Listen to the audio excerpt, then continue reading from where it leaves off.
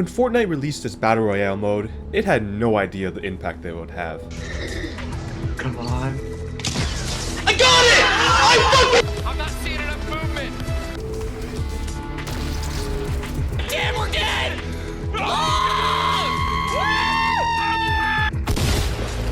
Hey, I made it! I did it again! I did it again! Even though it copied Battlegrounds, it eclipsed in every single aspect. It had more approachable gameplay, cleaner graphics, and best of all, it wasn't filled with angry Asians. Live life, fuck you. America 9/11 good time. Most importantly though, it just kept on getting updates. Fueled off the wallets of the parents of hyperactive children, Epic Games was pumping out new weapons, cinematic events, and updates to the map. Even top streamer Ninja famously helped out a small and upcoming streamer named Drake. He even eventually made the top 10 billboards, all thanks to Ninja. How wholesome. Now this was the peak of Fortnite's success, and it was everywhere at the time. Even 13-year-old me was busy cranking 90s instead of doing anything useful with his time. But eventually I started playing the game less and less, around the time my brain started forming actual thoughts. Before, I would spend hours every day grinding the battle pass so I could get John Wick. But when shooting at somebody resulted in the Burj Khalifa being built, I knew it was time for me. At the ripe old age of 14, I couldn't keep up with the young'uns anymore in build battles. So I stopped playing and continued with my life, and I was satisfied leaving Fortnite there. Eventually, time did the thing that most people don't like and passed, and Fortnite celebrated its 5th anniversary. Now, Epic Games' wallets were feeling a bit light, so they were looking for more ways to make money. They already tried making Fortnite like Roblox, 999 million feet slide. Welcome. This ride will blow your mind. At the end, there's a secret surprise. Have a nice slide. So one of the 10 employees at Epic that were left after the layoffs thought, "Egad, I figured it out. Let's just do what we did the first time." We see it all the time. Old versions of games being remastered, or cameos from previous games making appearances in the newer titles. Nostalgia is one of the best marketing tactics.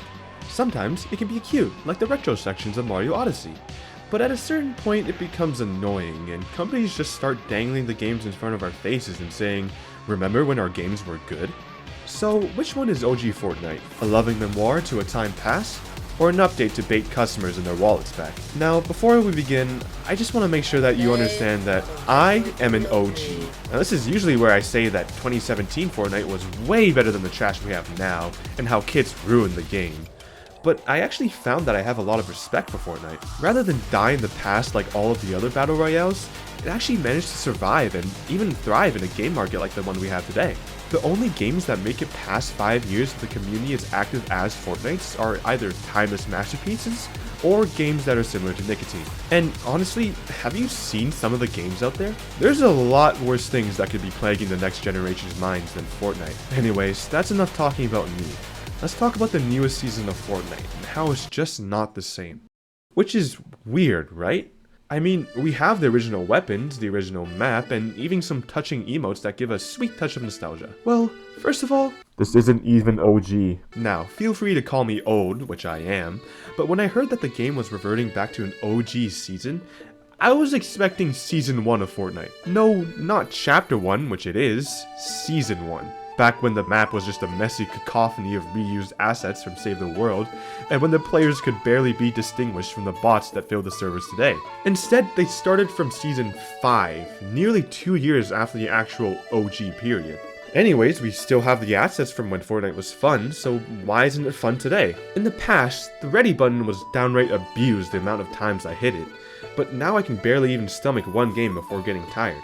Well, while the actual assets didn't change, we did. Part of the fun of 2017 Fortnite was from how awkward and broken everything was. Everything was still new and being figured out, and the game was generally much slower. Modern Fortnite is fast-paced action. Everything is happening rapidly to keep the TikTok-contaminated brain stimulated next to the Family Guy funny moments. Constant mantling, building, potting. Jesus Christ, I'm even having a hard time looking at this footage. Now take a look at the typical video from Season 1.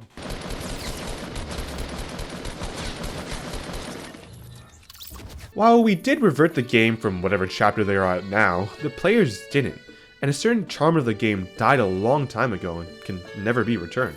The natural flow of time didn't help things either. What once was a fun thing to look forward to every day after school is now a luxury only enjoyed at certain times when college or work allows it. The phrase "where are we dropping" that was once used to ease the monotony of endlessly requeuing in the lobby has now been appropriated as a marketing scheme. Maybe nothing about Fortnite changed. Maybe the only thing that has changed is our perception of the reality of our world. OG Fortnite may be back, but the past will never return. But let's take off those rose-tinted glasses for a second. Was Fortnite even that good back then? Surely it was, right?